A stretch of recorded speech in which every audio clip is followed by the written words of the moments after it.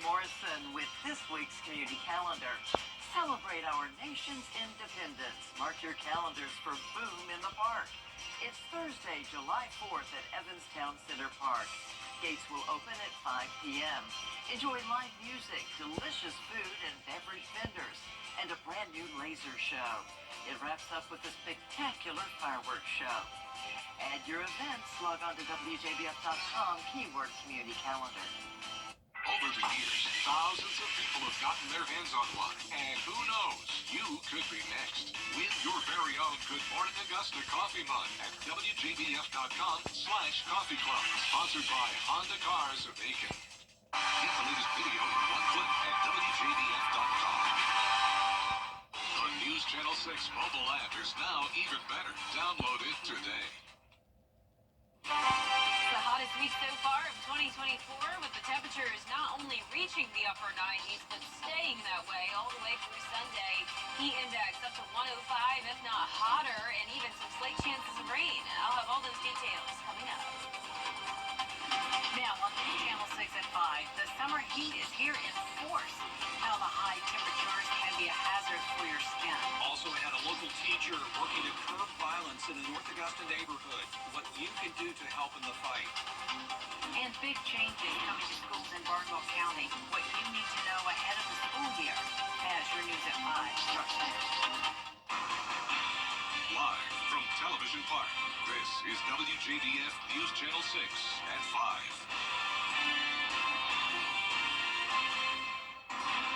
Good evening, everybody. I'm Brad Means. And I'm Jenny Montgomery. Thanks so much for joining us.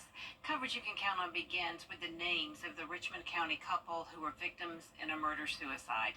It happened last night at a home on Byron Place in Augusta. Coroner Mark Bowen says 86-year-old Kamiko Stewart was shot by her husband, and she died at the scene.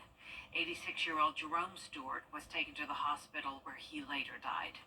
An Augusta neighborhood is getting tired of waiting for a burned-out eyesore to be cleaned up. It's been more than 7 months since a fire destroyed the old Catholic Social Services building on Broad Street. You see it there. The building collapsed, bricks all over the sidewalk. It is impassable. Harrisburg residents say they're looking for an update from the city on when this mess is going to get cleaned up. It's a terrible mess, and it's dangerous.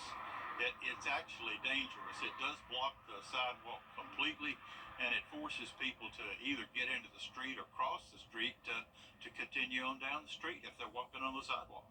Yeah, well, Augusta Engineering says it's working to hire a contractor to get the building torn down. They say they're leaving those bricks on the sidewalk because they're worried a metal beam could fall on somebody if they go up to the building and make contact with it.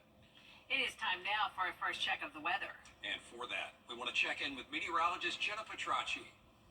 Well, it's certainly a hot day with those temperatures sitting in the mid to upper 90s. Augusta at 97.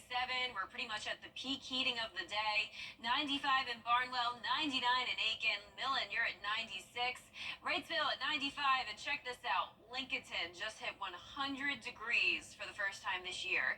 Heat index, that's the feels like temperature. It's feeling like 100, if not hotter, across the majority of the CSRA. 101 in Edgefield and Lincolnton, 100 exactly in Aiken and Barnwell, and 104 in Bamberg. Just a few minutes ago, Bamberg was up to 109 for that heat index. So you may be wondering, do we have any heat alerts in place? And the answer is no, at least for now. In order to have a heat advisory issued, we need that heat index to be from 105 to 109 for our western counties, 108 to 112 for the county shaded in this darker pink here. So we did reach 109, for example, in Bamberg just a little bit ago, but it didn't last very long. So it needs to be at least 2 consecutive hours of the heat index staying that way. So that's why the National Weather Service hasn't quite issued any alerts just yet. Regardless of that, though, it's certainly feeling hot. You need to remember to stay hydrated when you're out and about. Keep the AC going all day long. Terry Lambert Hyundai Skyview Cam at Doctors Hospital showing a partly cloudy sky and some breezy winds coming in from the southwest. 10 miles per hour in Sandersville, 9 in Augusta, and 15 in Aiken. So a warm breeze this evening with the cloud cover. Not really seeing much rain. One spotty shower down in Washington County, but other than that, this is a dry front and not much of a cold front. Really no heat relief coming from that. As we look ahead here, we are heating up to 99 in Augusta on Wednesday, a 30% chance of rain. And then our highest chance of rain this week will be on Thursday at 40%. Coming up, I'll have a look at the futurecast and the full 10-day forecast. So stay with us, but back to you. All right, Jenna, thank you. The summertime heat is on here in the CSRA, and the high temperatures can impact your skin. Bria Smith spoke to local medical experts about how you can protect yourself from the heat. Over 30 million Americans are impacted by eczema, 7.5 million experience psoriasis, and heat rash can target anyone. That's why dermatologists say it's important to protect your skin as temperatures rise. Although we need to protect ourselves from the sun to prevent photoaging and skin cancers, the sun itself can actually make some rashes better. But doctors say that's depending on your personal skin type and condition. So it's interesting, the heat itself usually always is going to exacerbate or worsen any type of dermatitis, but there is a caveat to that. Some eczemas can actually perform a little bit better in direct sunlight. But that being said, overall, it's still best to protect yourself from the sun. Dominique Levy is someone who has been impacted by all three skin conditions. I have naturally dry skin, so my skin tends to be drier in the summer because I'm perspirating. And so when I perspirate, it evaporates a lot faster, and so it makes my skin a lot drier. And while Dr. Brown shares the sun can be good for certain skin conditions, the heat is another irritation. The heat will cause inflammation in the skin to rise and make any chronic rash like eczema, psoriasis, heat rash worse. For some, being in the heat is inevitable, especially if you work or exercise in it. But both Levy and Dr. Brown say there are things you can do to reduce flares, like a 1% hydrocortisone for mild skin rashes. We want to make sure if you are in the sun, you cover up, you put on sunscreen, you have on a hat, something to cover yourself from the sun. And not just like the heat, but the UV rays of the sun. Really finding a good breathable fabric that still has UPF coverage.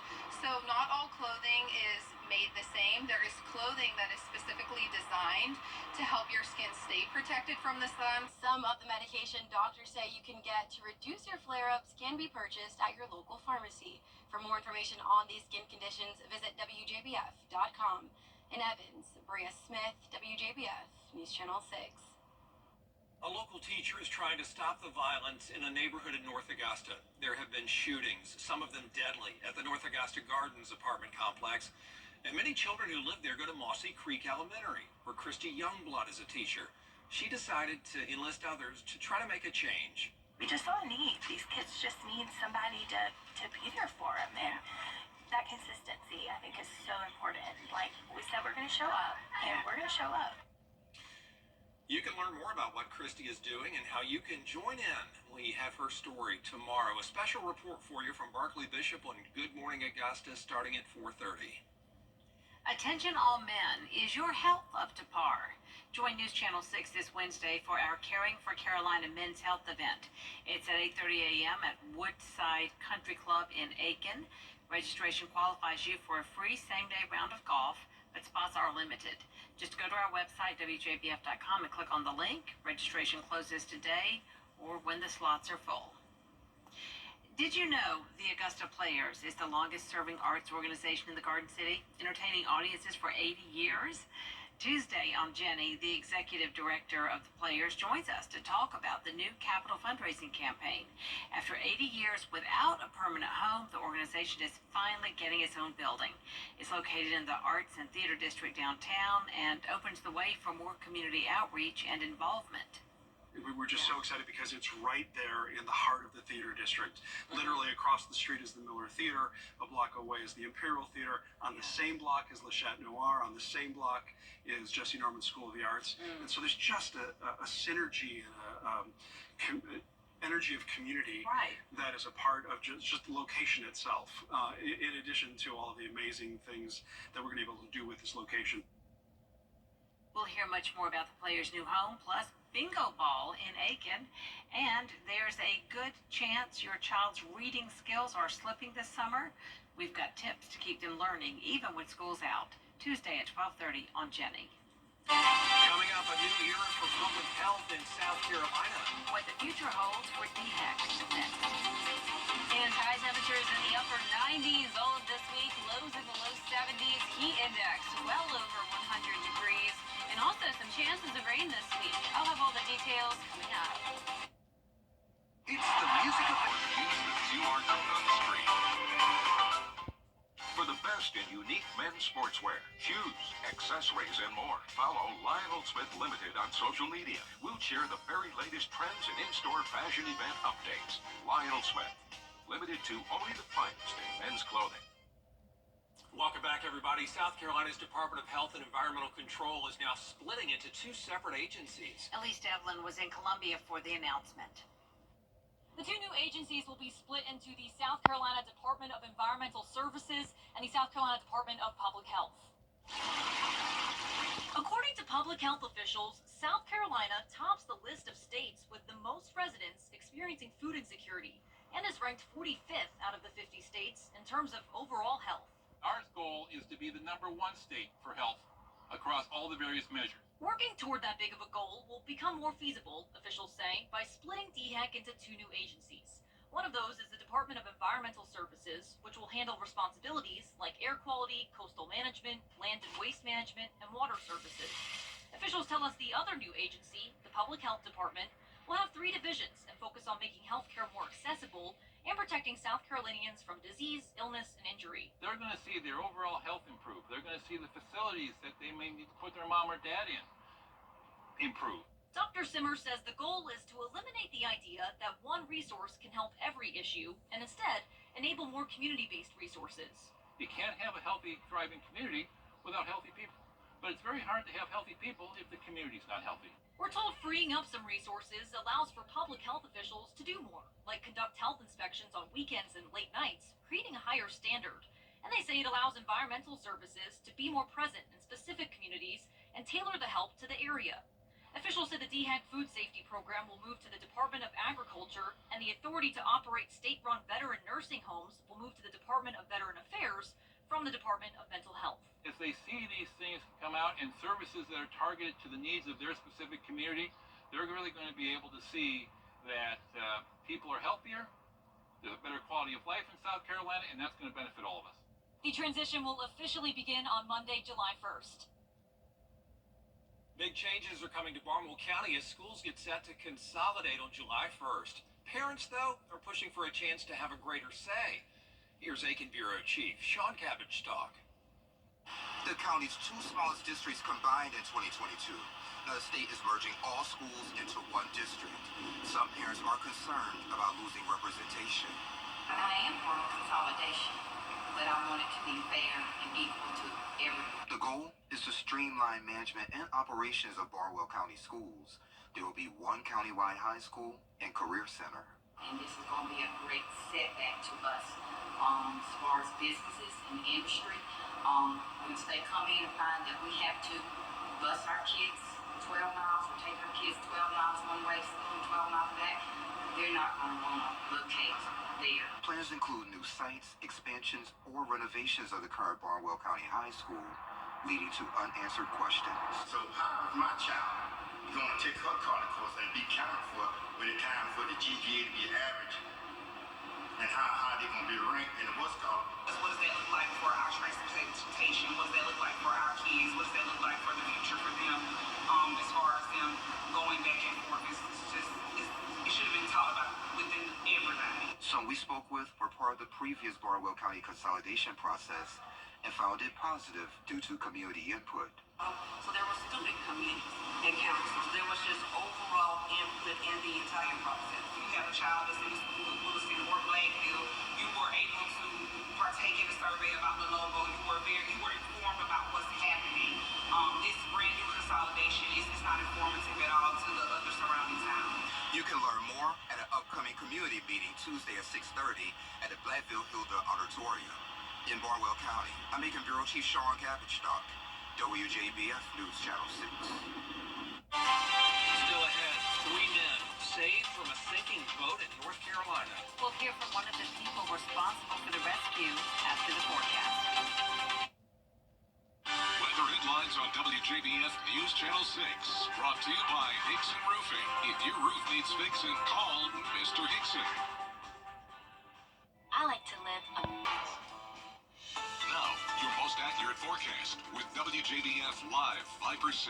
Welcome back. I want to start out with a big shout out to the inclusive and open-minded homeschoolers of the CSRA. I got to spend my morning with this awesome group of kids and their sweet parents. We had so much fun playing around on the green screen. They had so many great questions about the weather. We're so interested in learning about things like tornadoes, where to seek shelter, and they did a really great job on the green screen and even got to try out the famous green shirt to make them disappear. So thank you guys so much for coming, and thank you to Monique Smith for setting up this visit with me for the second time. I also had a group of them come back in October.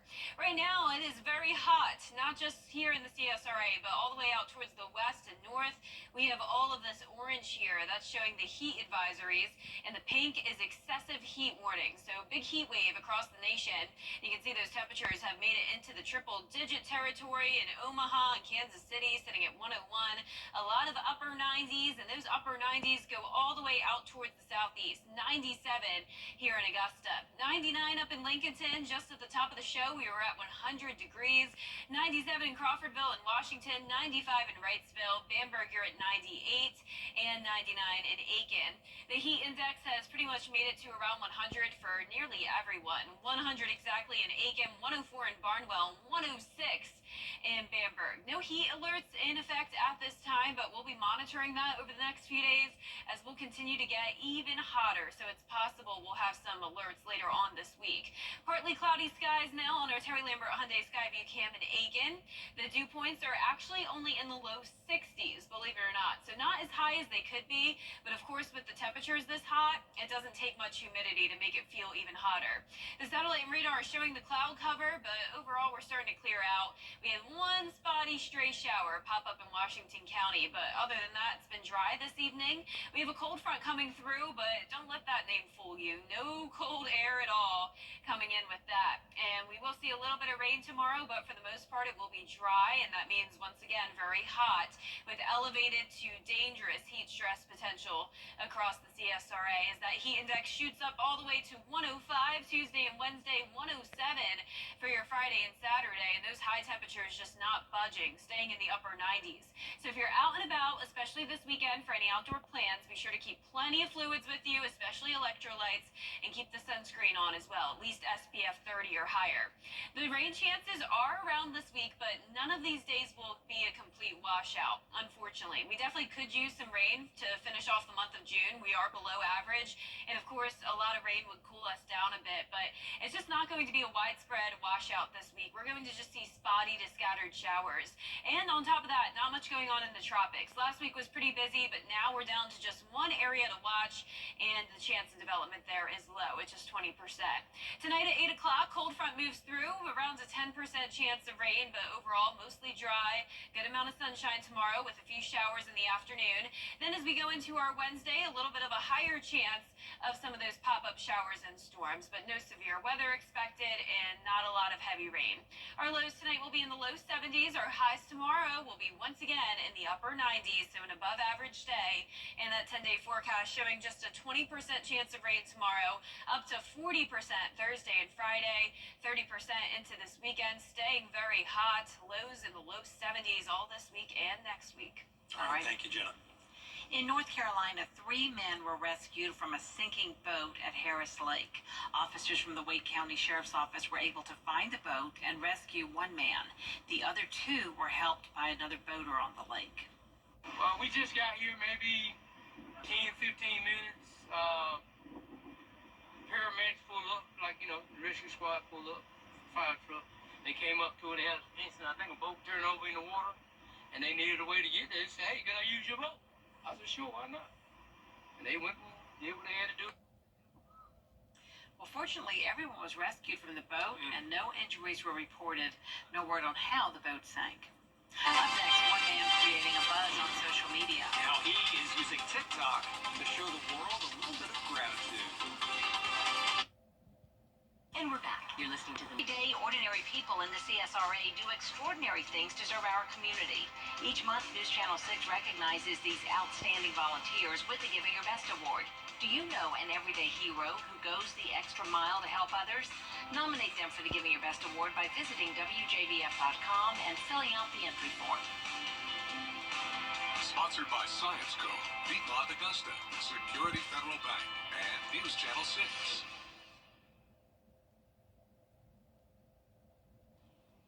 Millions of people are thanking one man on social media just for being himself.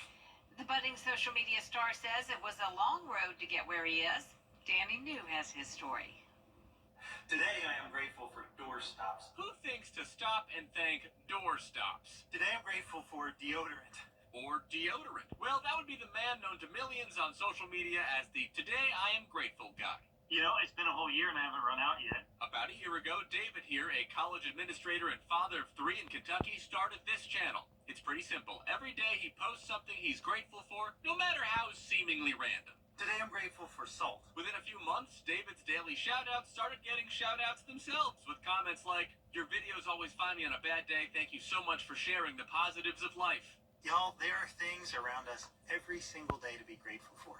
But what many folks don't know is that David only started this routine after months of not feeling like his typically positive self.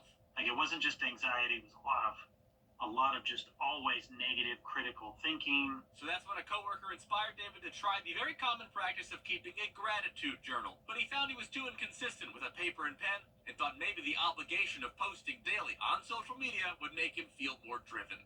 I like the idea that you were like, you know what my mental health needs? Peer pressure. That's right. So it really worked. Like, within 2 weeks of doing that, I was starting to notice changes in my mental health. A year later, and every day, today I'm grateful for air conditioning because it is hot and humid today. David is connecting with people from all over the world, showing how eventually enough little wins can amount to a big one and not just for yourself. It's morphed from something that I did to help me and to help my own mental health to something that is now investing in other people. I don't think I want to stop. I mentioned David as a college administrator, and as you might expect, he says his students have started to recognize him from his videos, of course, so maybe they'll give him some ideas soon. I know when I was in college, I was really grateful for ramen. That was a big one. In New York, for ABC News, I'm Danny New. We are grateful to you for joining us for News Channel 6 at 5. News Channel 6 at 5:30 with D is coming up next. The latest on what we know about the horrific mass shooting in Arkansas last week. Coverage you can count on continues.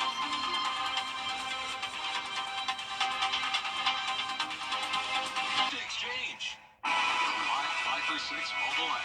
Download it today. Hot conditions all this week with the highs in the upper 90s, heat index well over 100 degrees. Even some warmer nights as well, lows in the low 70s. And on top of all that, we do have some chances of rain. I'll have all those details coming up. Live from Television Park, this is WJBF News Channel 6 at 5:30.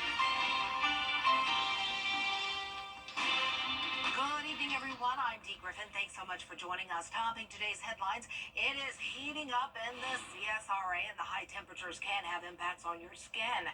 Dermatologists say it's important to stay protected as the temps continue to rise, especially if you suffer from conditions such as eczema. Finding breathable fabric with UPF coverage and finding good sunscreen can help.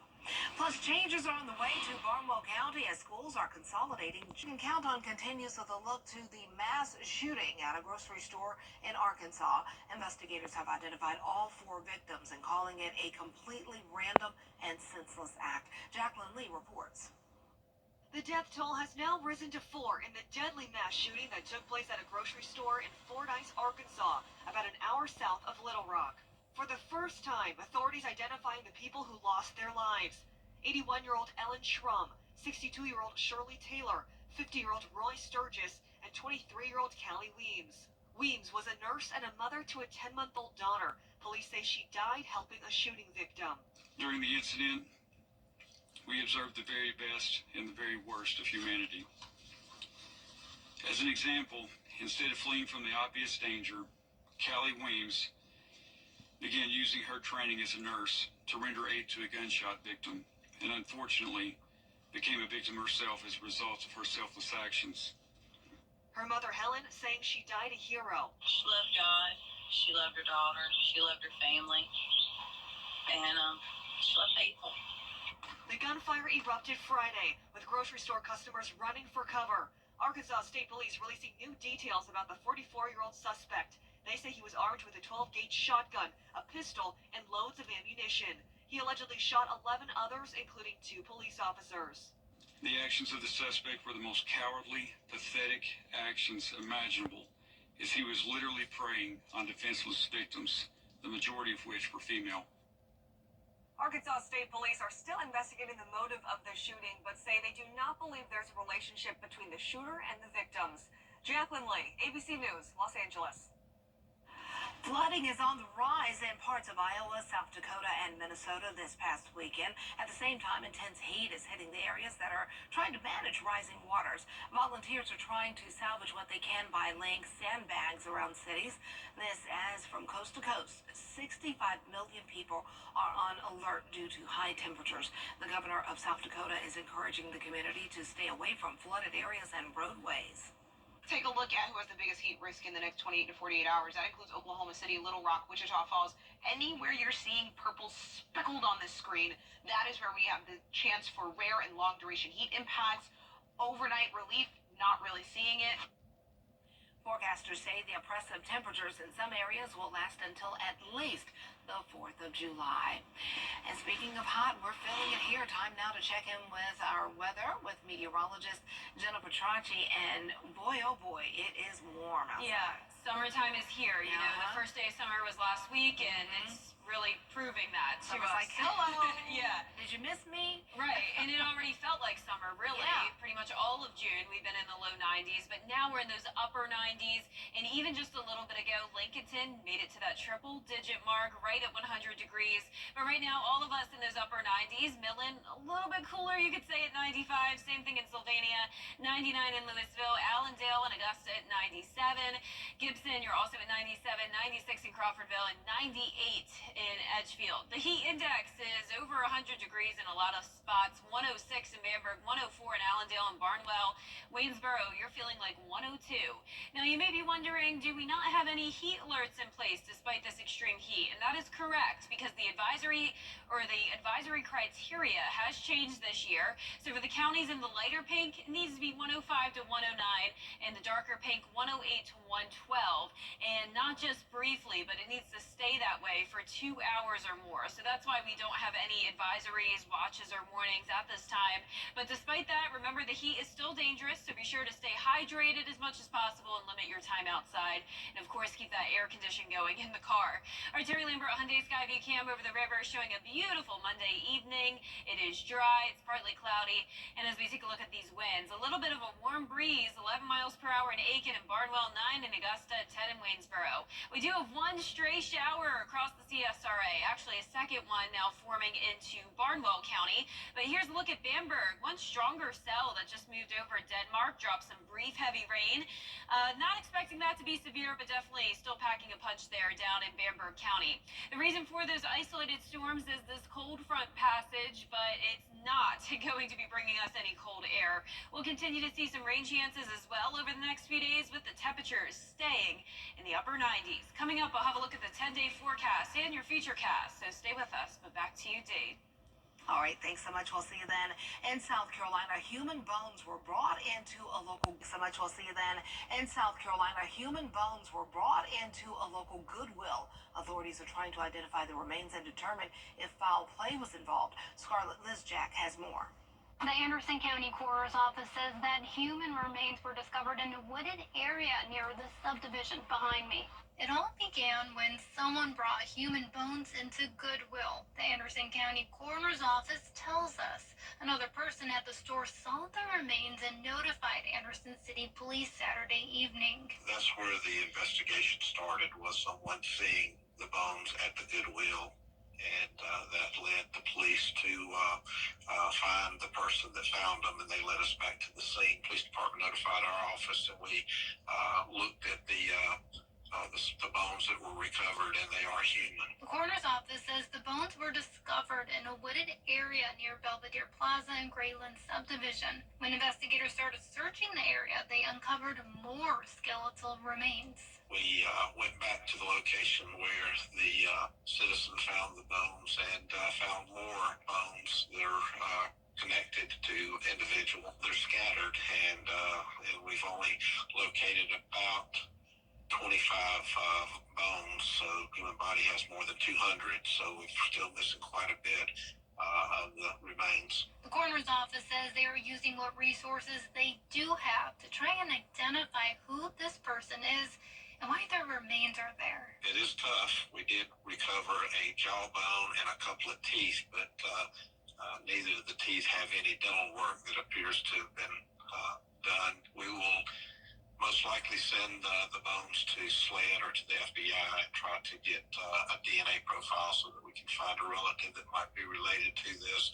We're also looking at our missing persons list at the police department, sheriff's department. The coroner's office says they will be expanding their search of the area and bring in cadaver dogs.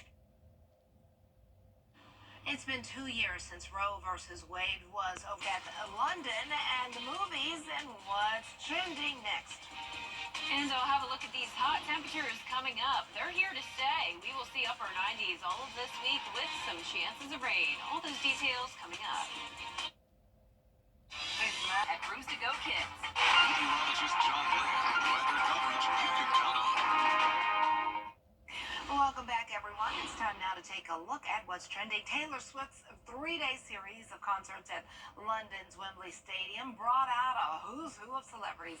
That included Prince William, who was seen dancing to Shake It Up, during the show. He, Prince George, and Princess Charlotte snapped a selfie with Taylor and boyfriend Travis Kelce. They were like Instagram official when they posted this one. Other celebs in attendance for the shows included Sir Paul McCartney, Tom Cruise, Hugh Grant, Mila Kunis, Ashton Kutcher, Peter Gabriel, John Bon Jovi, and Liam Hemsworth, among a whole list of others. And also, Travis Kelce got to come out and be a part of her show. Did y'all see that? Oh, you got to go to social media to see that. He carried her and all. I won't blow it for you, but go check it out. Inside Out 2 is officially the top movie of the summer. Plus, a Freaky Friday sequel is on the horizon. I love that movie. Scott Mance has your entertainment report. Inside Out 2 is now the top movie of the year after another huge weekend at the box office. The movie made $100 million in its second weekend. That's the biggest second weekend for an animated movie, and it's the 7th biggest second weekend of any film. Inside Out 2 is already at $285 million in domestic ticket sales and $724 million worldwide, beating Dune Part 2 as the biggest movie of 2024 so far, on its way to becoming the first movie of the year to top $1 billion worldwide. Wow.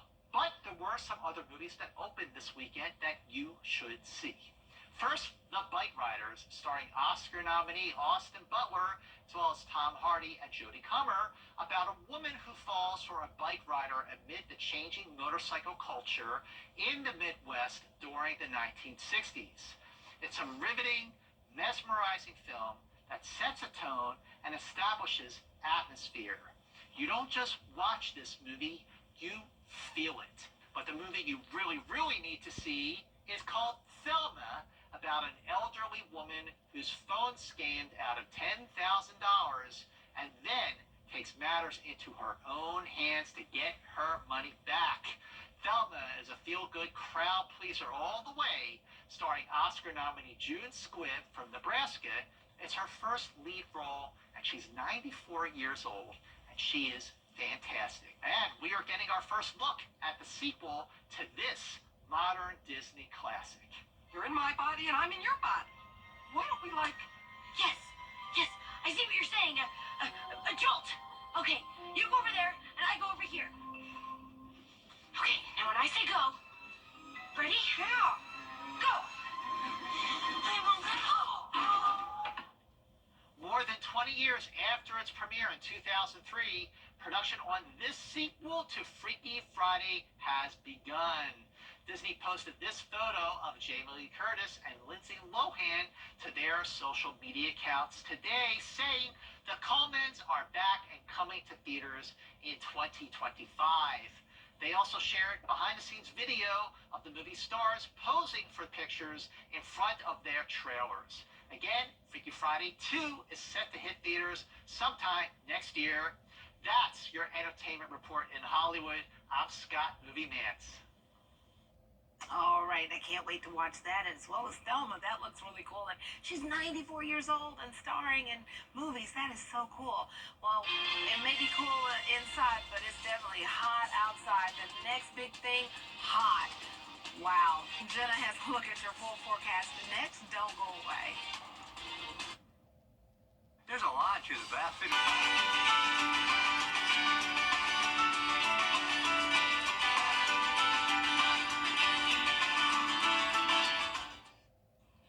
Now, your most accurate forecast with WJBF Live Viper 6. Welcome back. Some major heat across the country this week with heat alerts in effect. We have heat advisories and excessive heat warnings, and those heat advisories go all the way up the coastline of Georgia and South Carolina, including places such as Charleston, where the heat index is well over 100 degrees. Now, temperature-wise, we're seeing over 100 degrees in Omaha and Kansas City, and for us in the CSRA, 97 in Augusta, and a lot of upper 90s across the board here.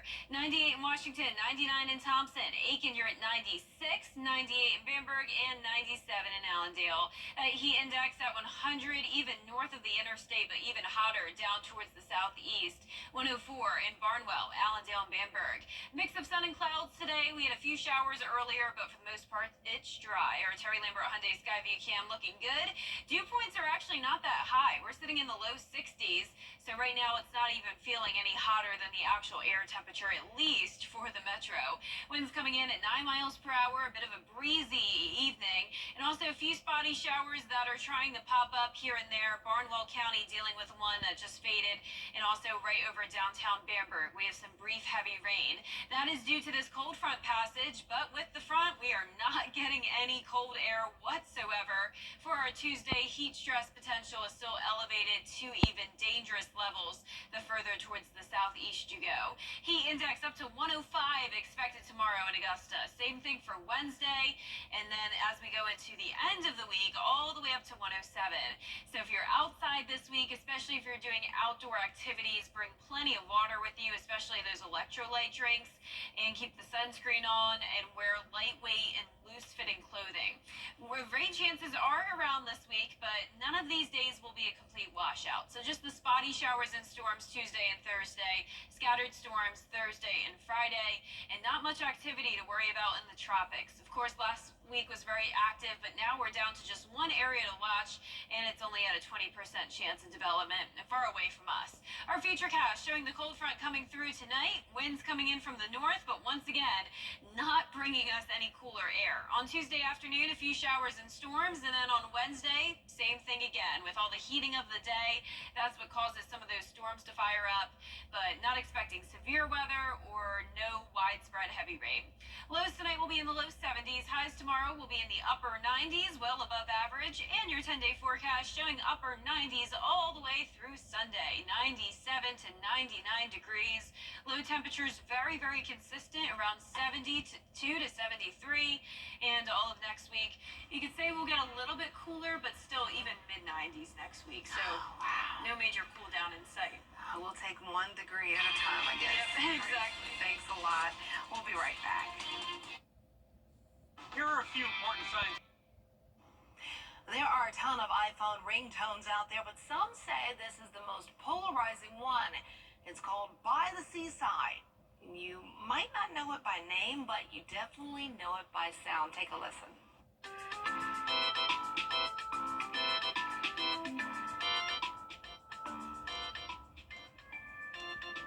We've all heard it. By the Seaside is the iPhone ringtone people love to complain about online. CNN has an entire write-up on this, and they talk to people who can't stand it. The consensus seems to be people end up hating whatever song or noise wakes them up every morning, because we all just want to sleep longer. Others use it because they hate it so much it makes them want to wake up and turn it off. Whenever I hear somebody with that ringtone, I'm like, why? But that's not my wake-up ringtone, though. But it's just, I don't know, something about it. But anyway, there's something about you that we really like, and we appreciate you for watching. So don't go away. We have more news with Brad and Jenny coming up next at 6. They'll have a look at an eyesore in one Augusta neighborhood following a fire from months ago, as coverage you can count on continues. Weather headlines on WJBF News Channel 6. Brought to you by Hickson Roofing. If your roof needs fixing, call Mr. Hickson.